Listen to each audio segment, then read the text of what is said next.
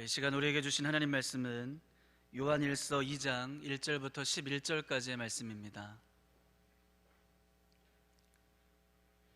이 시간 우리에게 주신 하나님의 말씀은 요한일서 2장 1절에서 11절까지의 말씀입니다.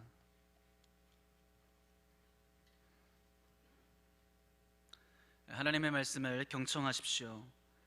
나의 자녀들아, 내가 이것을 너희에게 쓰면 너희로 죄를 범하지 않게 하려 함이라. 만일 누가 죄를 범하여도 아버지 앞에서 우리에게 대언자가 있으니 곧 의로우신 예수 그리스도시라. 그는 우리 죄를 위한 화목제물이니 우리만 위할 뿐 아니요 온 세상의 죄를 위하심이라.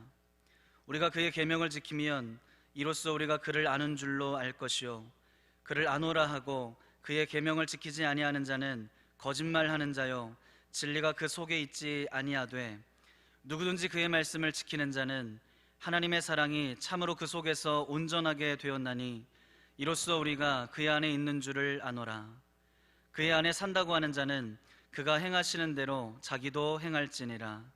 사랑하는 자들아, 내가 새 계명을 너희에게 쓰는 것이 아니라 너희가 처음부터 가진 옛 계명이니 이 옛 계명은 너희가 들은 바 말씀이거니와 다시 내가 너희에게 새 계명을 쓰노니 그에게와 너희에게도 참된 것이라. 이는 어둠이 지나가고 참 빛이 벌써 비침이니라. 빛 가운데 있다 하면서 그 형제를 미워하는 자는 지금까지 어둠에 있는 자요 그의 형제를 사랑하는 자는 빛 가운데 거하여 자기 속에 거리낌이 없으나, 그의 형제를 미워하는 자는 어둠에 있고 또 어둠에 행하며 갈 곳을 알지 못하나니 이는 그 어둠이 그의 눈을 멀게 하였음이라. 이것은 하나님의 말씀입니다. 네. 셋째 날이 되면 이제 지금부터는 이제 버티기 싸움을 하는 겁니다. 네. 다시 한번 인사하겠습니다. 잘 버팁시다. 네. 자, 이제 2020년이 시작이 되었습니다. 2020년에는 어떤 변화들이 있는가? 사회를 연구하는 많은 사람들은 어떤 변화들을 예측하곤 합니다. 그것에 대한 얘기를 먼저 좀 시작하고자 하는데요. 먼저는 이런 변화들에 대한 이야기, 이미 우리에게 굉장히 가까워온 이야기인데요. 스트리밍 라이프가 온다, 이런 얘기를 합니다. 스트리밍 라이프가 온다. 이 말이 무슨 말일까? 우리 교회도 이제 유튜브를 시작했는데 한번 검색해 보시면 이제 도움이 될 것 같습니다. 스트리밍을 시작을 하고 예배를 이제 송출을 시작을 하게 되는 것과 똑같은 역할을 하게 되는데, 송구영신 예배만 해도 20분이 교회에 오지 못했지만 그냥 유튜브를 통해서 함께 예배를 드리는 그런 일들을 하게 되는 거죠. 여러분, 과거에는 그런 일이 없었죠. 과거에는 집에 카세트 테이프나 CD를 모으시지 않으셨습니까? 어떠셨나요? 전 지금도 이렇게 좀 쌓여 있거든요. 네, 버리지 못하고 아까워서. 여러분 집에도 카세트 테이프나 CD가 좀 쌓여 있지 않습니까? 그걸 소유하고자 했습니다. 근데 지금은 아무도 그걸 소유하지 않습니다. 왜요? 그냥 스트리밍으로 보면 되니까. 이게 바뀐 것입니다.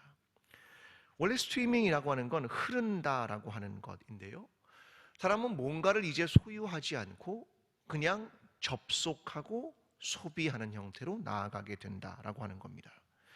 예를 들면 넷플릭스나 애플 TV나 왓챠 플레이나 이런 걸 통해서 그냥 TV나 영화나 이런 걸 옛날에는 다운로드해서 가지고 있었지만 지금 그렇게 하지 않는다. 그게 변화다. 이렇게 이야기를 하는 겁니다. 여기 어떤 분이 이럴지도 모릅니다. 저는 그런 거 안 합니다. 정말 안 할까요? 렌탈 서비스가 그겁니다. 여러분 집에 정수기 렌탈 하시지 않습니까? 아무도 안 하시나요? 저희 집은 합니다. 네, 합니다. 정수기 우리 게 아니에요. 그냥 렌탈해서 쓰는 겁니다. 이게 뭐냐면 스트리밍을 하고 있다라고 하는 것입니다. 시대는요, 접속의 시대입니다. 그러니까 경험을 축적하면 되는 것이고 소유권이 아니라 사용권을 가지고 있다는 겁니다. 성능이 아니라 취향을, 표준화가 아니라 개인화로 나아간다, 이렇게 얘기합니다. 여러분, 이게 어디까지 확대가 됐냐면 실제로는 집을 그렇게 합니다. 집. 자, 예를 들면 우리가 영화에서 이런 걸 보죠. 자, 뉴욕에 있는 브루클린에서 삽니다. 이런 이야기를 하게 되는데요. 젊은 사람들이 그런 데 가서 살려면 소유하는 건 불가능합니다. 왜요? 돈이 너무 많이 드니까. 그러니까 어떻게 하냐면 한 달씩 렌트를 합니다. 한 달씩. 그럼 내가 뉴욕의 한복판에서 한 달을 살아보는 겁니다. 그리고는 이제 뭐 사진 찍어서 올리겠죠. 난 뉴욕 한복판에 살고 있습니다. 뭐 이런 걸 이렇게 올리게 되는 거죠. 그러면 한국에는 없을까요? 한국에도 있습니다. 강남역, 서울 한복판이라고 하는 강남역 4번 출구에 가면 그쪽에 있는 최고급의 것들을 한 달씩 살게 해줍니다. 물론 비싼 돈을 지급하지만 나는 강남 한복판에 삽니다. 뭐 이런 것들을 표현하고자 하는 그들의 삶입니다. 예술품도 스트리밍하고요, 가구도 스트리밍하고요, 차량도 스트리밍합니다. 그러니까 이제는 어떤 걸 소유하는 시대가 아니라 그것을 사용하면 되는 시대로 변해가는 겁니다. 왜 그렇게 이해하느냐? 소유하기엔 자산이 부족한데 욕망은 줄어들지 않는다. 이것을 보여주는 것들입니다. 그러니까 어른들은 이런 것들을 빨리 이해하지 못하면 끊임없이 자꾸 꼰대 짓을 하게 되는 겁니다. 왜? 시대가 바뀌는 걸 인식하지 못하기 때문입니다. 이런 변화만 있을까요? 어른들은 안 변합니까? 변합니다. 두 번째로 나오는 중요한 한 세대가 있는데요. 그 세대를 58세대 이렇게 부릅니다. 이 58세대는요, World Old People with Active Lives라고 하는 말인데 이거의 약자가 58입니다. 물론 우리나라에도 이 58이 있죠. 뭡니까? 58년 개띠. 이게 58세대를 의미하는 겁니다. 58이라는 보석처럼 굉장히 다양하다라고 하는 거죠. 쉽게 말하면 5060 세대를 의미하는 신중년을 의미하는 겁니다. 이 세대가 가지고 있는 것이 굉장히 문화적으로 영향을 많이 주는 세대를 살아갑니다. 이 시대는 대단히 아날로그적인 시대를 살았지만 디지털을 할 줄 아는 세대입니다. 그래서 뭐 인터넷 쇼핑, 모바일, 유튜브 이런 거를 다 이 세대도 할 줄 알고 있습니다. 예를 들면 유튜브를 합니다. 자, 유튜브를 다 젊은 사람이 할 것 같습니까? 아니요. 이 58세대가 유튜브 전체의 26%를 차지합니다. 그러니까 아니 50대, 60대가 한단 말이야? 천만의 말씀. 이 분들이 실제로는 유튜브를 끌고 가는 굉장히 중요한 시대다라고 하는 것을 의미하는 겁니다. 이 시대의 인구가 얼마냐면 711만 명입니다. 대한민국 인구의 28%. 요즘 음악이 옛날에처럼 뭐 락이나 뭐 이런 거로 끌고 가지 않고 어떤 게 유행을 하는 것 같습니까? 트로트죠. 왜요? 왜 트로트가 유행합니까? 젊은 사람들이 트로트를 좋아해서? 아닙니다. 이런 디지털을 끌고 가는 세대가 올라온 겁니다. 그 세대가 끌고 가기 때문에 문화가 바뀌어가는 굉장히 중요한 시대다라고 하는 것을 의미하는 겁니다. 저는 오늘을 사는 그리스도인이 두 가지를 알아야 된다고 생각합니다. 하나는 세상의 변화를 알아야 됩니다. 왜요? 우리는 오늘이라는 시대를 살아가기 때문에 그렇습니다. 또 하나 알아야 될 것이 있습니다. 뭐냐면 예수 그리스도입니다. 저는 이 둘을 잘 아는 그리스도인이 오늘을 살아가는 그리스도인으로 나는 어떻게 살아갈 것인가, 이것을 잘 알 수 있다고 생각합니다. 그래서 오늘은 이 먼저 얘기한 세상의 변화와 예수 그리스도에 대한 이야기를 나누고자 합니다. 자, 오늘 본문인 예수 그리스도는 누구인가, 여기에 대한 이야기를 요한일서가 시작을 합니다. 자, 2장 1절의 말씀을 먼저 한번 읽어보겠습니다. 2장 1절입니다. 자, 시작. 나의 자녀들아, 내가 이것을 너희에게 쓰면 너희로 죄를 범하지 않게 하려 함이라. 만일 누가 죄를 범하여도 아버지 앞에서 우리에게 대언자가 있으니 곧 의로우신 예수 그리스도시라. 아멘. 자, 요한이 먼저 뭐라고 하냐면 나의 자녀들아. 자, 이 말은 주일날 얘기했지만 아이들아, 자녀들아, 회중 전체를 부를 때도 사용하는 말이었습니다. 이렇게 설명을 드렸습니다. 근데 그가 나의 자녀들아 라고 말하는 건 친밀함에 대한 이야기를 하는 것입니다. 자, 내가 이걸 기록하는 이유가 있다. 그게 뭐냐면 너희로 죄를 범하지 않게 하려 함이라. 여러분, 죄를 범하지 않는 것이 가능합니까? 아니요. 우린 죄를 범할 수밖에 없습니다. 그러면 어떻게 하면 좋습니까? 이 평생의 싸움 가운데 어떻게 하면 좋습니까? 해결할 수 있는 방법은 하나밖에 없는 걸 알고 있습니다. 뭡니까? 예수 그리스도. 그렇죠? 예수 그리스도의 피, 그것이 우리를 이 문제로부터 해결하는 유일한 방법 아닙니까? 근데 요한은 오늘 그를 누구라고 부르면 대언자라는 말을 사용합니다. 우리에게 의로우신 대언자가 있다, 이 얘기를 하게 되는 겁니다. 여러분, 원래 대언자라는 말은 파라클레톤이라는 말인데 우리가 굉장히 많이 들었던 헬라어입니다. 파라클레토스, 누구를 말하는 겁니까? 보통은 성령님, 그죠? 성령님이 우리와 함께 있는 그분을 변호인이라는 말입니다. 원래 파라는 곁에라는 말이고요, 클레토는 부름받다라고 하는 말입니다. 곁에 있는 사람으로 부름받다, 이런 뜻이거든요. 근데 오늘 요한은 예수 그리스도를 누구라고 표현합니까? 대언자. 그분 우리 곁에서 부름받은 자입니다, 이렇게 설명을 하고 있는 겁니다. 여러분, 구약에는 이런 사람이 없었습니까? 있었습니다. 누구냐면 모세입니다. 예를 들면 출애굽기 32장 20절은 이렇게 말합니다. 이튿날 모세가 백성에게 이르되 너희가 큰 죄를 범하였도다. 내가 이제 여호와께로 올라가노니 혹 너희를 위하여 속죄가 될까 하노라. 자, 어떤 상황이냐면 이스라엘 백성이 금송아지를 만들었습니다. 그 범죄를 했죠. 그때 어떤 일이 있었습니까? 이제 내가 여호와께 너희를 위해 올라가서 속죄가 될까 해서 내가 올라간다, 그 얘기를 모세가 합니다. 이게 뭐냐면 그가 대언자, 이 역할을 하고 있다라고 하는 것을 의미하는 겁니다. 자, 우리에게 대언자가 누구라고요? 예수 그리스도. 우리는 이것을 매 주일마다 확인하는 일을 사실 하고 있습니다. 언제 하냐면 용서의 확신 때 합니다.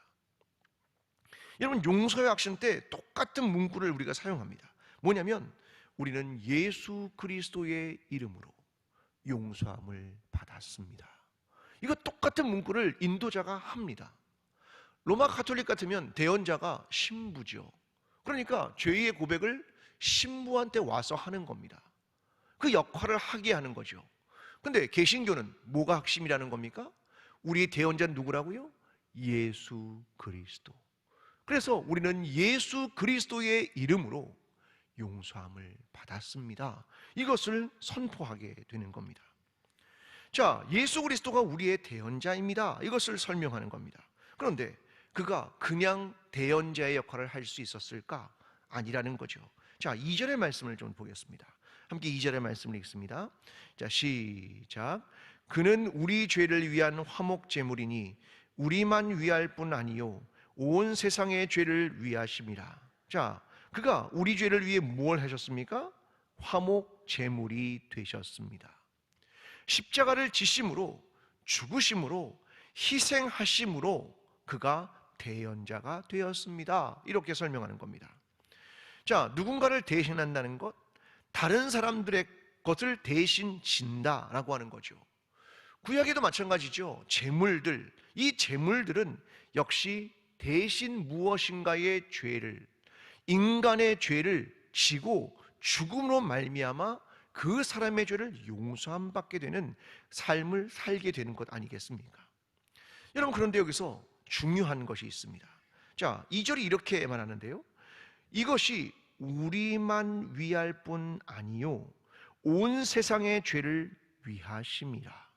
자, 이 영역을 설명하는 겁니다. 자, 예수 그리스도의 대언자 삶이 우리만 위한 것이냐? 이 말이죠. 너희의 전유물로 생각하지 말아라. 이건 너만을 위해서 하는 것이 아니라 누구를 위해서 한다고요? 누구를 위해서요? 누구를 위해서요? 온 세상을 위하여. 예수 그리스도가 대언자가 된 것은 우리만을 위한 독점, 이것이 아니라 온 세상을 위하여 행하신 것이다, 이렇게 설명하는 겁니다. 여러분, 요한복음 3장 16절을 우리가 너무나 잘 알고 있지 않습니까? 하나님이 세상을 이처럼 사랑하사 독생자를 주셨으니. 누구를 사랑했다고요? 세상을. 여러분, 우리는 복음을 나 혼자 독점하려고 하는 것은 안 된다는 것입니다. 예수 그리스도는 온 세상을 구원하고자 했다. 여러분, 우리는 원래 어디 있었습니까? 최초의 영역이 세상 아니었습니까? 여러분, 오늘 우리는 예수 그리스도가 누군지를 알아야 합니다. 그는 우리를 구원하시는 분이다. 동시에 세상을 위하시는 분이다. 이것이 너희가 가져야 할 복음이다. 그 복음은 협소하게 우리만 움켜쥐는 복음이 되어서는 안 되는 것이고, 자기 희생을 통한 온 세상을 위한 복음, 그것으로 살아가야 하는 것이다. 이것을 우리에게 설명하는 것입니다. 오늘 우리가 가진 복음이 나만을 위한 복음, 나만이 움켜쥐고 독점하는 복음이 아니라 온 세상을 위한, 그 세상 속에 빛을 전해야 하는 우리의 사명이 있음을 기억하며 예수 그리스도가 그러한 우리를 위해 오셨다는 것을 기억하며 살아가는 저와 여러분의 삶이 되기를 간절히 기도합니다. 자, 오늘 본문 3절과 4절로 가겠습니다. 제가 3절을, 여러분이 4절을 읽습니다. 우리가 그의 계명을 지키면 이로써 우리가 그를 아는 줄로 알 것이요,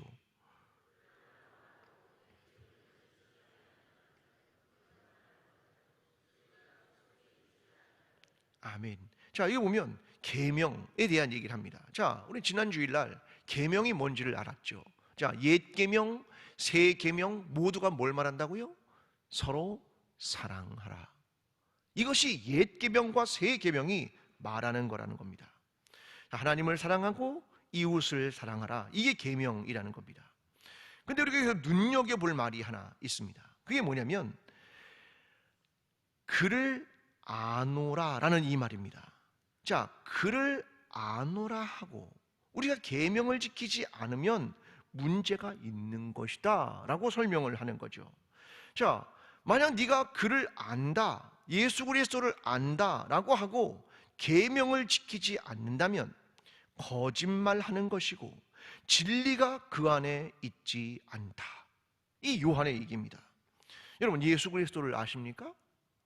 예수 그리스도를 아십니까? 압니다. 자, 예수 그리스도가 어떤 분입니까? 우리를 위해 십자가를 지셨습니다. 네, 압니다. 우리가 그가 우리의 구원자라는 걸 압니다. 자, 이건 어떻습니까? 그분의 생애의 3년 반을 알고 계십니까? 자, 요한은 예수 그리스도 그분을 정말 아느냐에 대한 이야기를 기록하고 있는 책이 있다고 생각합니다. 그게 뭐냐면 요한복음입니다. 예수 그리스도가 누군가, 그분의 인격과 사역을 잘 기록한 책이 요한복음입니다. 여러분, 요한복음은요 마태, 마가, 누가와 다릅니다. 이 세 권을 공관복음 이렇게 이야기하지만 요한은 이 공관복음에 없는 다른 수많은 이야기를 요한복음이 담고 있습니다. 저는 요한이 예수 그리스도를 아느냐? 난 그분에 대해서 말하고 싶다라고 기록한 책이라고 생각합니다. 자, 요한 1장, 복음 1장 이렇게 시작합니다. 태초에 말씀이 계시니라. 자, 예수 그리스도를 아느냐? 그분은 뭐다? 말씀이다. 그 얘기를 시작합니다. 4절에 이렇게 말합니다. 그 안에 생명이 있었으니 이 생명은 사람들의 빛이라. 자, 그분은 누구다? 생명입니다. 그분은 빛입니다. 이러고 요한복음을 여는 겁니다. 자, 요한복음엔요 다른 공관복음에 없는 많은 이야기들이 있단 말입니다. 예를 들면 2장에 있는 가나의 혼인잔치의 이야기입니다. 예수 그리스도의 첫 번째 이적이라고 말하는 가나의 혼인잔치의 이야기를 기록합니다. 왜요? 너는 예수 그리스도가 누군지를 아느냐? 그는 우리와 오셔서 이 땅의 혼인잔치와 같은 일을 만들고 싶은 분이셨다. 부족한 것들을 채우고 싶은 분이었다. 이것을 설명하고자 하는 것입니다. 3장에 가면 뭐가 있는 줄 압니까? 니고데모의 이야기를 요한만 기록하고 있습니다. 너는 거듭난다는 게 정말로 무엇인지 알고 있느냐? 그를 만난 사람들이 거듭나는 삶이 무엇인지를 알아야 한다. 이걸 설명하는 겁니다. 4장에 무슨 이야기가 있는 줄 압니까? 사마리아 여인과의 만남에 대한 이야기를 합니다. 너희는 미워하고 혐오하는 어떤 사람들이 있다고 생각한다. 그러나 예수 그리스도는 그들까지도 포용하는 분, 그분이 바로 예수 그리스도이다. 이 이야기를 하고 싶은 겁니다. 5장에도 요한만이 기록하는 얘기를 합니다. 38년 된 병자를 고친 얘기를 합니다. 너는 내가 누군 줄 아느냐? 나는 오랜 병 가운데 고통을 당하는 자들, 그들을 새롭게 일으키는 자이다. 이것이 요한이 소개하는 예수 그리스도입니다. 8장에 뭐가 있는 줄 압니까? 음행하다 현장에 붙들린 여인의 얘기를 합니다. 너희는 도덕적으로, 종교적으로 잘못되었다 라고 비판할지 모른다. 그러나 나는 그들까지도 껴안는, 그들까지도 구원하고자 하는 것이 나의 뜻이다. 이것이 예수 그리스도이다. 너희는 9장에 무슨 얘기를 시키고 있는지 아십니까? 시각장애인이 눈을 뜬 이야기를 이 요한이 기록하고 있습니다. 너희는 눈을 뜨는 것이 무엇인 줄 아느냐? 너희의 눈이 가려져 있는데 이제 눈을 뜨는 것이 무엇인 줄 알아야 한다. 요한복음 11장에는 죽은 나사로를 살린 이야기를 요한만 기록하고 있습니다. 너희는 죽은 지 나흘이나 되었지만 모두가 포기할 때 포기하지 않는 분이 누군 줄 아느냐? 나는 눈물이 많아서 눈물을 흘리고 긍휼을 가지고 있는 주님이다. 여러분, 요한이 예수 그리스도를 정말 누군 줄 아느냐? 내가 만났던, 가까이에서 만났던 예수 그리스도는 바로 그런 분이었다. 너희는 예수 그리스도를 아느냐? 그걸 말하고 있는 겁니다. 여러분, 여기서 시작을 해야 되는 겁니다. 너는 예수 그리스도를 아는가? 그런데 사랑하지 않을 수 있는가? 9절은 이렇게 말합니다. 빛 가운데 있다 하면서 그의 형제를 미워하는 자는 지금까지 어둠에 있는 자요. 예수 그리스도를 아십니까? 그분이 정말 어떤 분인 줄 알면서 그렇게 살 수 있는 것입니까? 그걸 요한이 말하는 겁니다. 여러분, 우리는 예수 그리스도의 십자가와 부활을 알고 있습니다. 근데 그것만이 전부가 아니라 그의 삶을 알고 있느냐? 그걸 우리에게 묻고 있는 겁니다. 여러분, 구약에는요 중요한 말들이 있습니다. 그게 뭐냐면 이겁니다.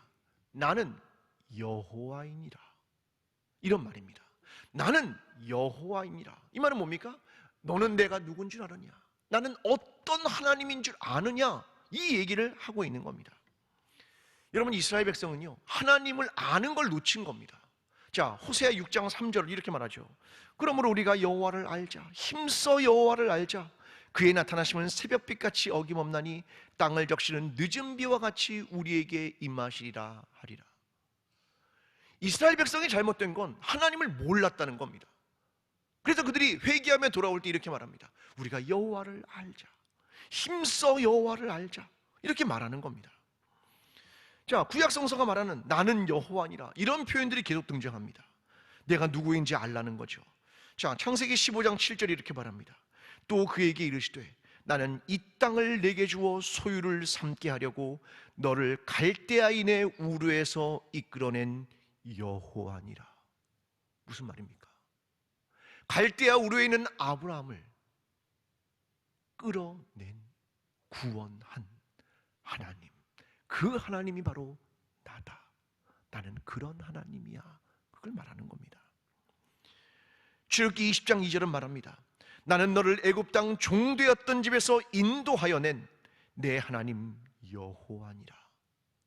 나는 애굽 땅에서 너희를 구원한 하나님이다. 레위기 19장 18절 원수를 갚지 말며 동포를 원망하지 말며 내 이웃 사랑하기를 내 자신과 같이 사랑하라. 나는 여호와니라.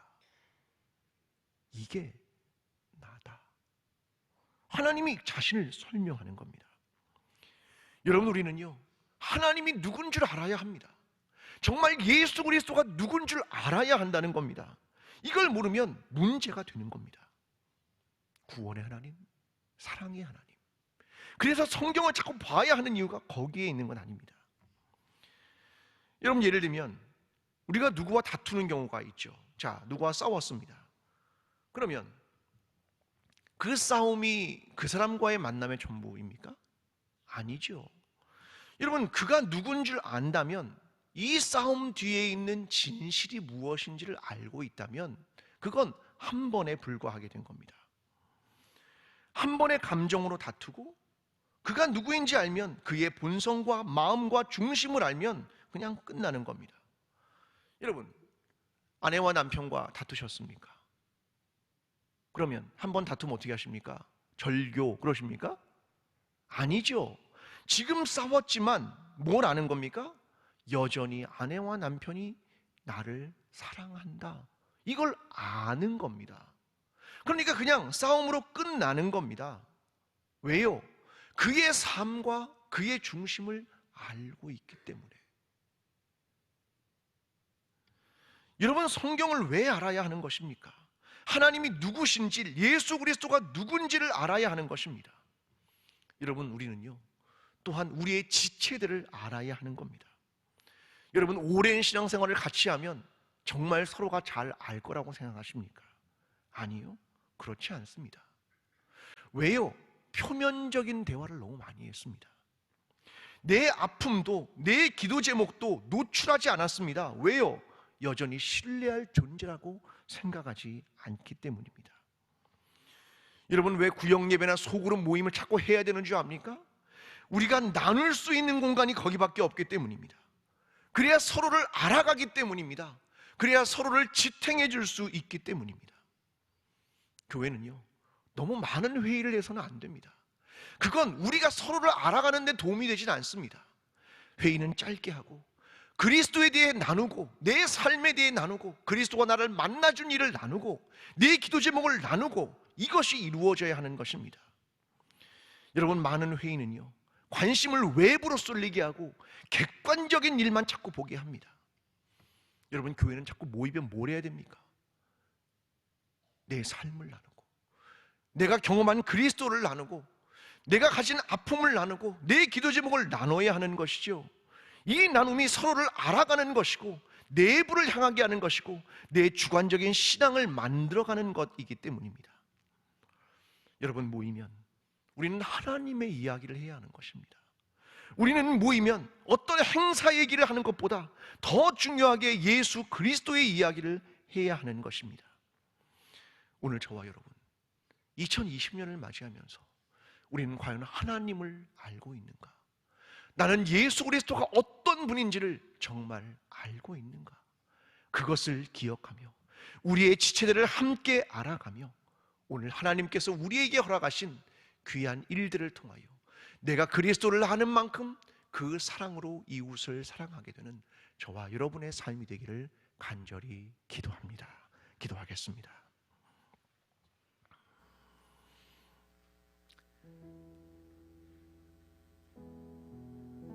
사랑하는 하나님,